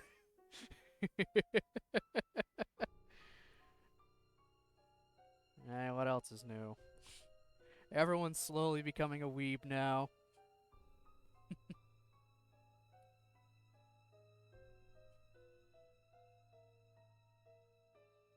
Can you tell us more, Yuri? Of course. So, Kokuri-san is the name of the spirit we'll summon. The name comprises 3 animals. A fox, Kok, a dog, Ku, and a raccoon, Ri. I think Yuri wins best costume in this game, though. She's a gothic vampire in the vein of Anne Rice's vampires, in her words. Sayori's just a cowgirl, Natsuki's spooky skeleton, or as Sayori has been calling her throughout this whole thing, not spooky. And then Monica's like just got brightly colored witch.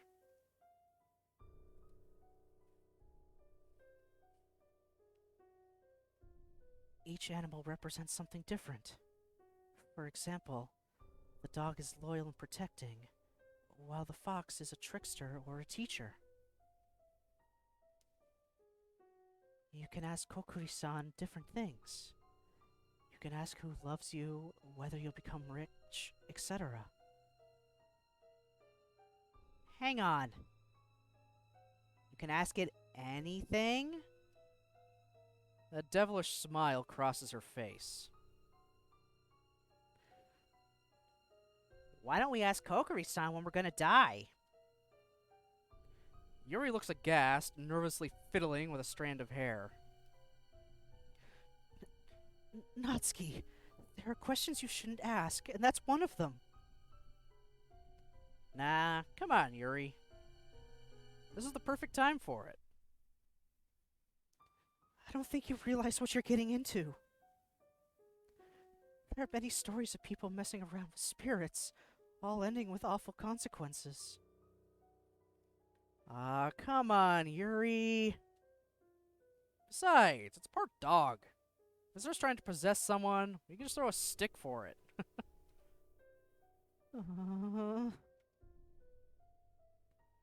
Also, it's a Shinto spirit, not a demon or ghost. Not Spooky's the one wearing a bone outfit, and we all know dogs love bones. So it's just her who has to worry. Natsuki would have made a wonderful Medusa with the death glare like that. Well, seeing as we've already broken in and have some illegal contraband on our hands. Yeah, Yuri also brought wine.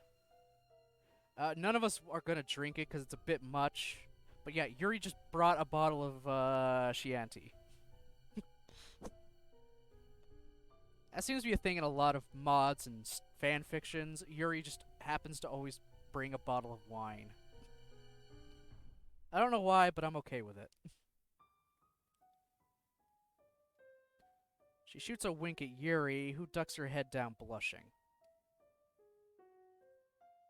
Adding an animalistic wraith into the mix? Well, might as well. Yeah, that's the spirit. No, the spirit's name is Kokuri-san.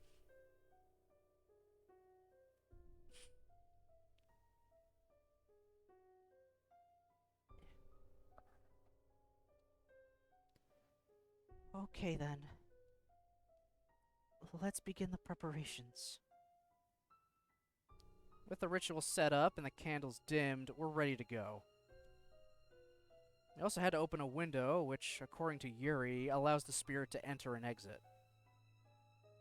The ambient noises from outside permeate the room, adding to the atmosphere within. So, what happens now? Place a coin on the red gate. The torii is where the spirit enters and exits. Now, everyone, please place your index finger on the coin. After a bit of crowding, we managed to squeeze the tip of everyone's finger onto the coin. Be careful not to let go of the coin.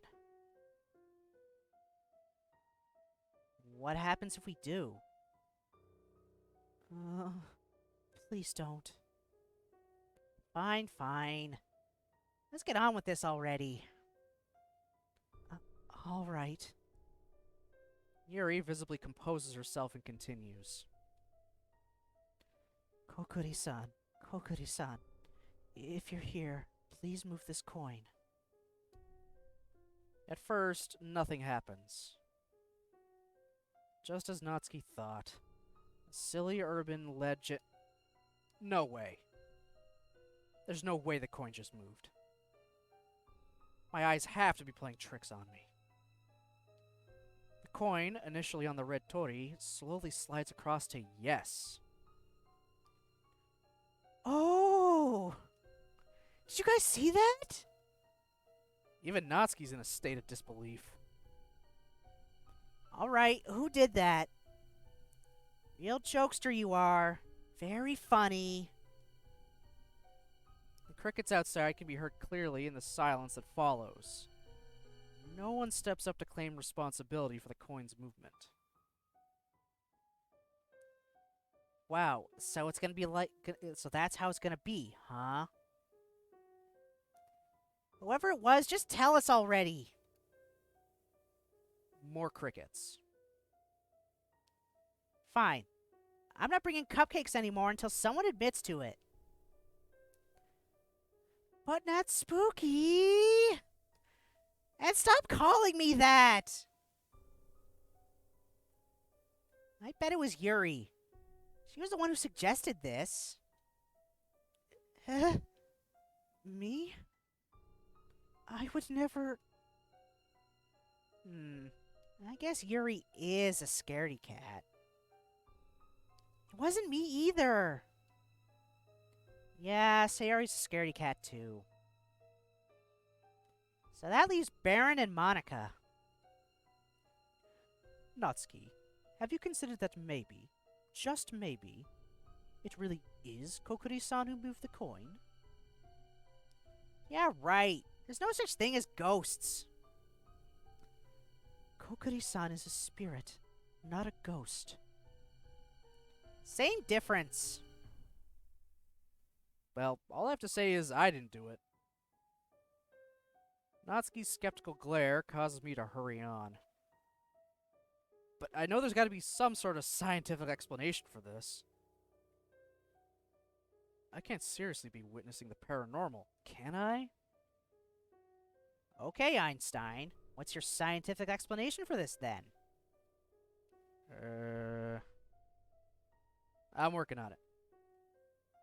Uh-huh. Has to be one of us doing it.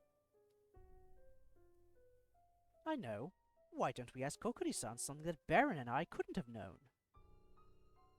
Given that you seem to suspect us most. Okay, then. Sayori, ask it something. But what should I ask? I don't know.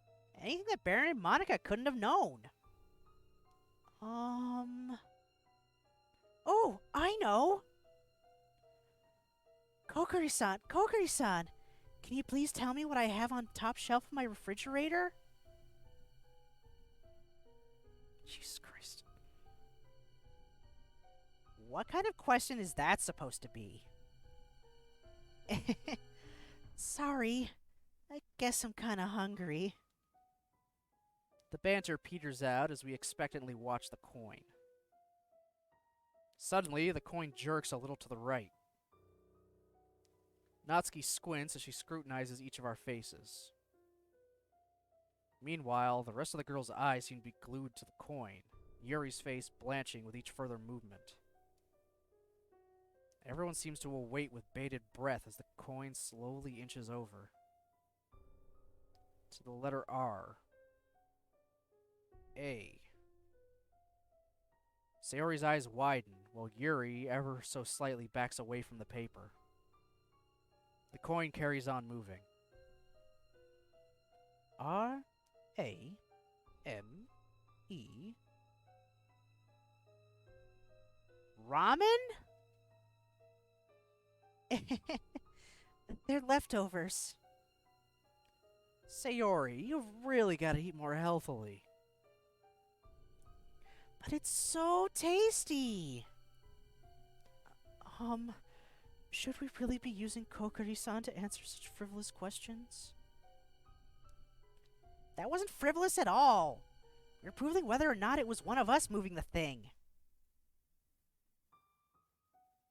And now you have your answer. None of us moved it. Wait, so is that supposed to mean it was Kokori-san who moved it? Monica seems awfully cheery at this revelation. Man, Monica. Does anything faze you?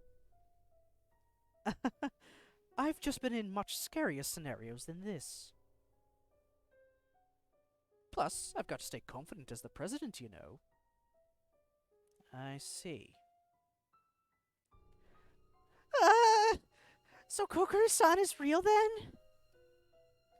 I tried to get you all to take this seriously. I mean, you really can't blame us for thinking this was all fake. I do still think there's a trick to it. Natsuki. Whatever. If he wants to take this seriously, then I'll take this to serious places, alright? Natsuki. Kokori-san, Kokori-san. What is the date of my death? Yuri throws me a frightened look as we all wait for the coin to move. Her finger feels cold as ice against mine. Slowly, the coin moves to the letter N and inches over to the numbers. 31. 10. 2018. Yeah, this game's supposed to take place a little later, like, you know, earlier than when it was released. It was released in 2020, but it takes place earlier. I think when they were designing the game, or maybe when Doki Doki normally takes place, presumably. That's today. I don't like this anymore, guys. Some questions are better off not being asked. That can't be true, right? Yep, thanks for the follow.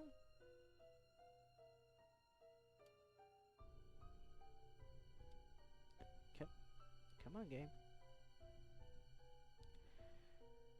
Kokiri-san, Kokiri-san! What about the other girls in this room? The coin doesn't move. I'm gonna go to the bathroom. Don't you want to know the date of your own death? Yeah, like some piece of paper and coin is gonna tell me that? You looked pretty scared earlier. Shut up. As I move away, Yuri gasps. Baron, we haven't properly finished the game yet. There's a certain procedure. There's no point. It's already broken the finger on the coin rule. What do we do? Sorry, Yuri. I'll come back to help you guys finish in a bit. You'd better hurry up, Baron. Whew. Finally, out of the club room. Can't believe that game actually scared me. Although I'm curious to know who it was who rigged the game. It had to have been rigged, right? The bathroom is pitch black when I open the door, save for the faint moonlight glinting off the bathroom mirror. The contrast between the darkness and the shining glass dazzles me for a moment, until I notice it. The dark figure within the glass is standing completely still. All the urban legends that I've heard of involving mirrors begin to rush through my head. Some instinct stops me from moving, as if doing so would stop me from being noticed. I don't even dare to take a breath. As my eyes start to water from the lack of oxygen, the figure in the mirror seems to start wavering as well. Crap. I can't take it anymore.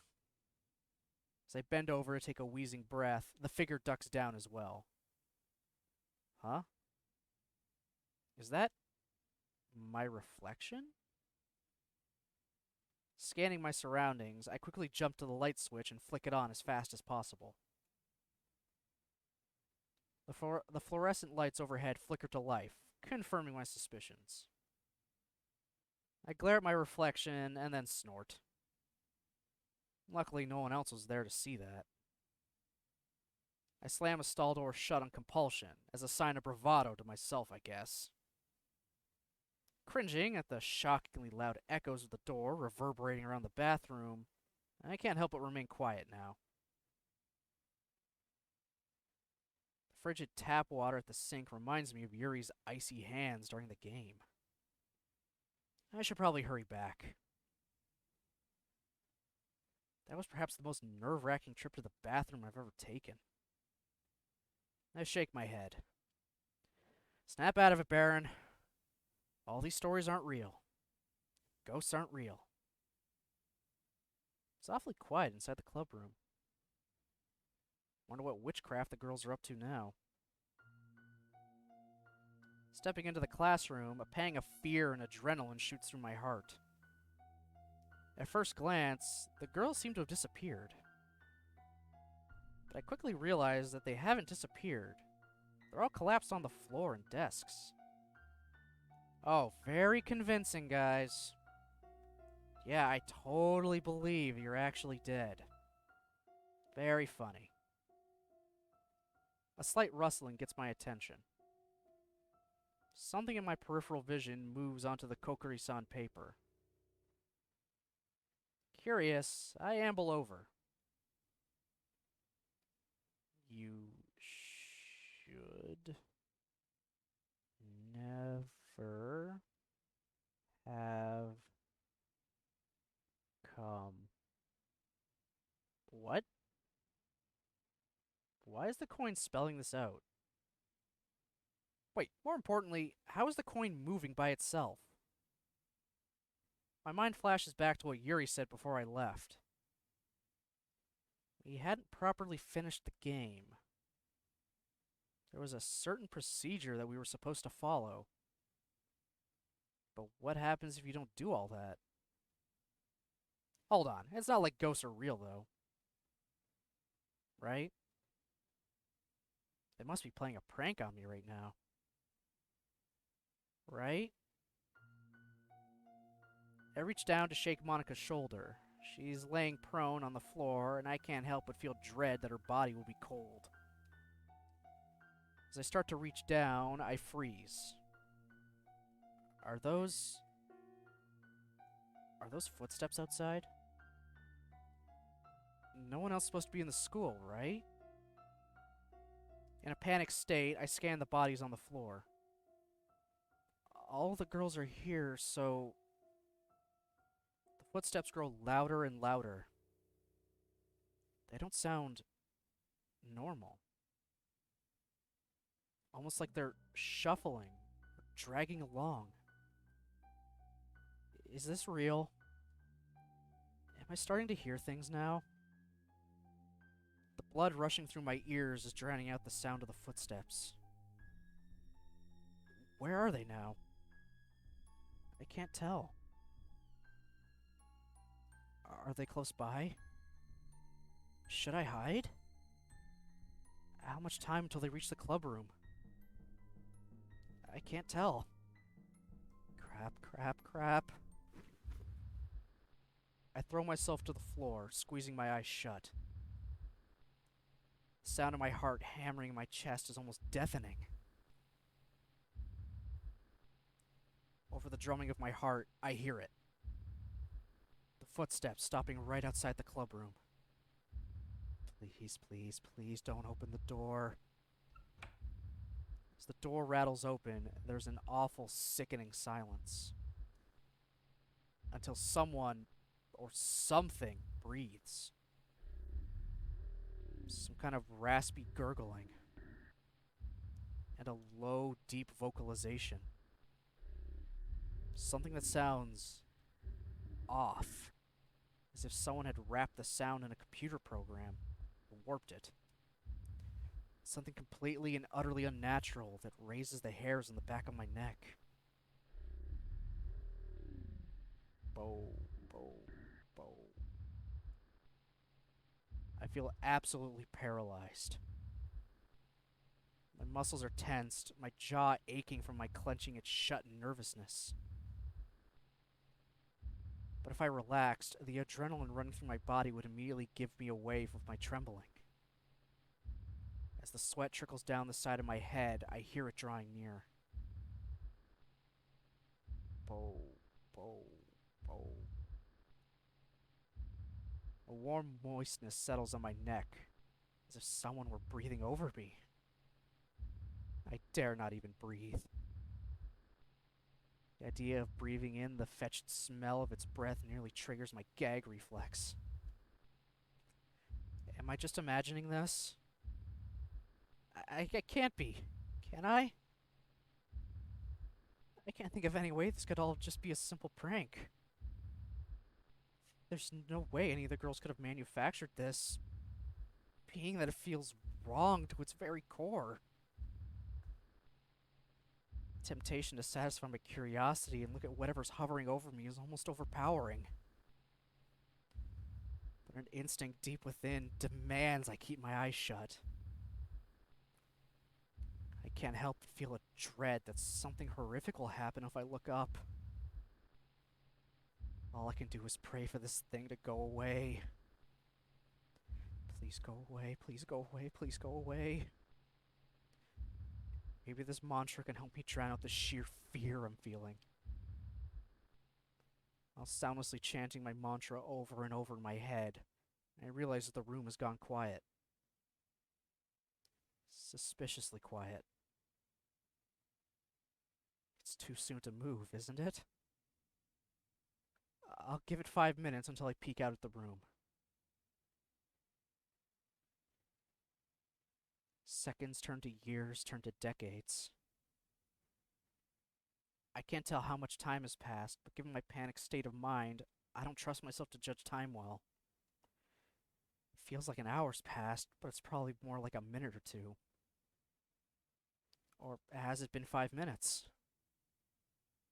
Should I open my eyes? Should I? Oh, hold on. Shouldn't I be getting help from the others soon? If something happens to me, then I can't get help for them anyway. What do I do? How much longer should I hold out for? Can't believe this is actually happening. I've gone insane, haven't I? Do I dare open my eyes? I strain to hear something, anything. But it's completely silent. Do I dare? Do I? Maybe I should, if only to end this torment. Screw it. I cautiously open my eyes the smallest bit, peeking out from behind a curtain of lashes. Nothing's there. Just an empty classroom. A wave of relief cascades through my body and as quietly as I dare, I let out the breath I've been holding in. I lay there for a bit, breathing heavily. Slowly, I get up and walk over to Monica and desperately shake her. In my hysterical state, I can't help but think that she's probably dead. Monica! Monica, please wake up!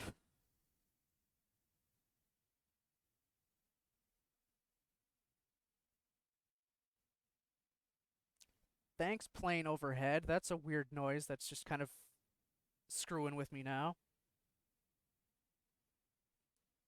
Your face. Monica! What? You should have seen your face. She sits up, emerald eyes tearing up from mirth. What? Did you think we were actually dead? Her laughter fills the room as the other girls also sit up. I'm sorry for scaring you twice in one night, Baron. But as you said, it is Halloween. This whole thing, it was just a prank? The board, the footsteps, Of course! Yuri told me about Kokiri-san a week before Halloween, so I was able to rig the answers. They are terrible! It wasn't a ghost or anything like that, dummy. Sayori would have said that Kokiri-san was right no matter what answer Monica made it give. And the footsteps? There's some little speakers that I hid outside the classroom.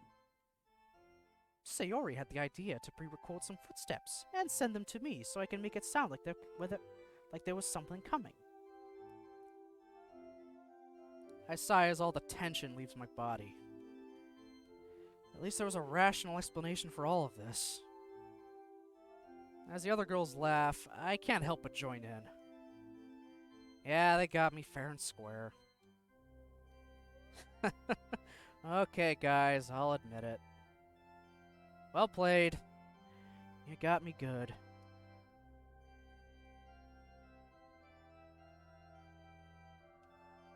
I'm curious, though. How'd you get another person to agree to this? Huh? What do you mean? Come on, guys, the game's up. I know it was just a prank. No, seriously. What do you mean? Are you really gonna keep up the joke? You know, the guy who came inside while I was on the floor? He was all gurgly and raspy and kept making these noises. Like he was saying... Well, it'll sound dumb when I try to mimic him, but it was something like... Poe. Baron? What are you talking about?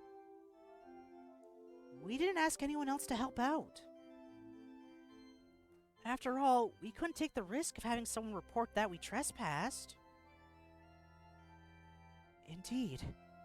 Monika's ruse was simply to rig the Kokiri-san ritual and use the speakers. Who are you talking about? As far as we're concerned, we're the only ones in the building. What? You guys are completely serious now? The girls all nod at me. The only things I did were deliberately moving the coin around while I was touching it and rigging the speakers. Nothing else. That's right. Sayori, you swear that you're telling the truth. I am! Sayori would never lie like that to me, so that means... Wait, so you guys didn't hear it? They all exchange looks of bewilderment. Am I actually losing my mind? Like Yori said, I'm pretty sure it's just us in the building. You're honestly telling me you didn't hear anything? The girls share a look of alarm. Baron, relax! There was nothing there. It's okay. Yeah, even if it was some spooky ghost, I would have kicked its butt. The tinge of humor, along with Sayori's reassurance, helps me calm down a little. I'm not exactly convinced, but if the other girls didn't see or hear anything, and they were in the same room, then I must have just imagined it. Right? Okay, everyone. It's getting late. Let's clean up and call it a night. I used to think that I'd grown out of Halloween. But today made me realize that anyone can enjoy it. Horror can be fun. Maybe I'll talk to Yuri more about that stuff. You okay? Huh? Yeah, I'm good. I was just thinking about the Ouija board. That thing really got to you, huh? I was a little scared too, even though I knew Monika was behind it all.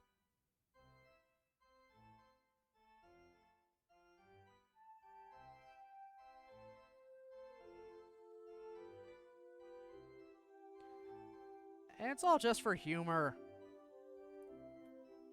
Just trying to make, Game Baron feel better.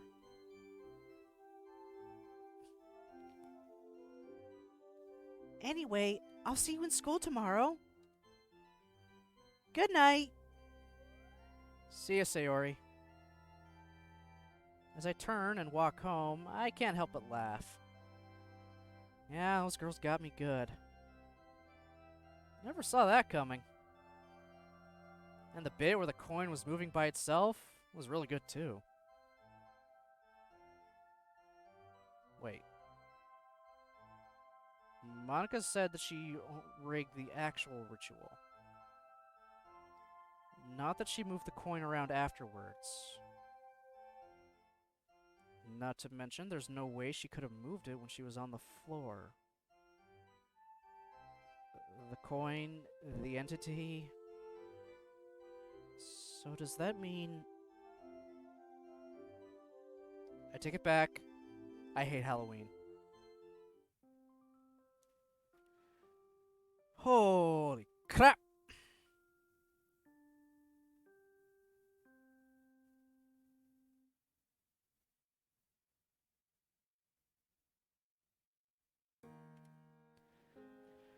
Alright, save over that. Oh! Halloween is done!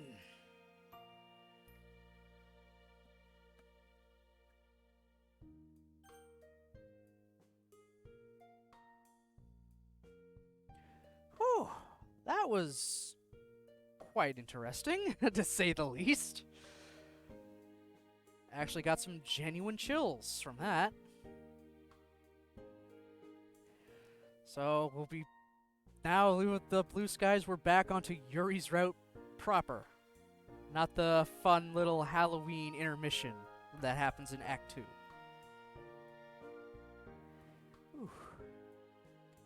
Okay. So, stream-wise, for this stream, I'm gonna call it there. Because I'm getting really hot, I need to eat, and whatnot. You know, all that good fun stuff. I may or may not stream again later on today. It'll either be today or tomorrow, not 100% sure yet. Because I still have a model kit I want to build. And it's the Uraven Gundam. So I'll potentially be streaming that again tonight. Maybe about 6, 7-ish. I'll see. If not tonight, maybe tomorrow night. Not 100% sure yet.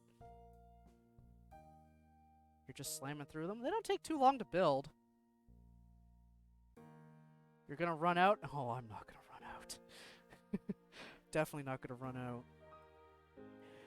Just in the Universal Century line of high-grade kits, the original Gundam was number 191. And that's just one line of them. Build Divers Re-Rise and just Build Divers has its own line. Double O has its own line. Gundam Wing has its own. There's a lot. There's a crap ton. There is more than I could ever possibly buy or want to build. Many of which get re-released with better articulation and parts, like the original Gundam and Char Zaku was. So I will not run out. Also, these things go together really quick because they're high grades. They're fairly quick to go together. Especially if there's something simple like the original Gundam. Okay. Got actually a decent amount of people right now. So, do we have anybody... Do we have anybody on right now?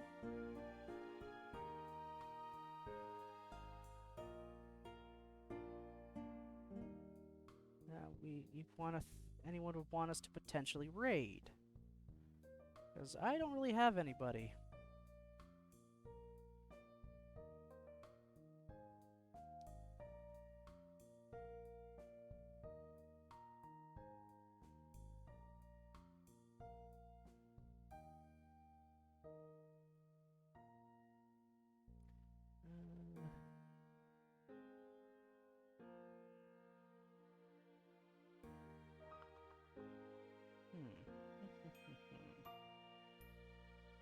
Wish I had more people that were online right now.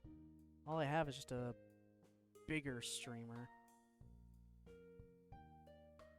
And I don't feel comfortable rating a bigger streamer at the moment. Let's see, no one's doing that. Of course, I myself am live for that.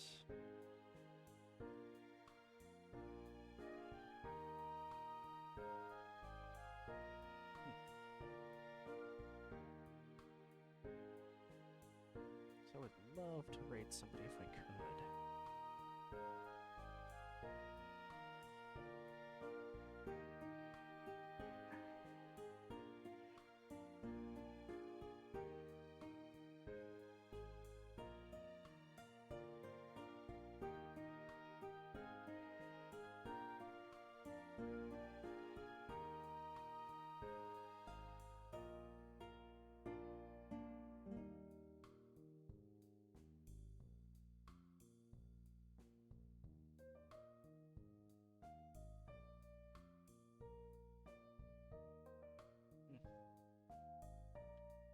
Yeah, I kind of got nothing.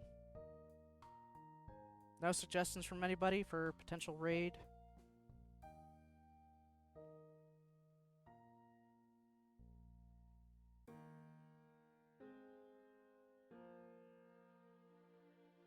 No? Ah, that's okay. Can raid another time. Yeah. Again, that's okay. Don't have to raid all the time. Just wish I had more people online. Ugh. Unless we just go to a random. Just go to some random person.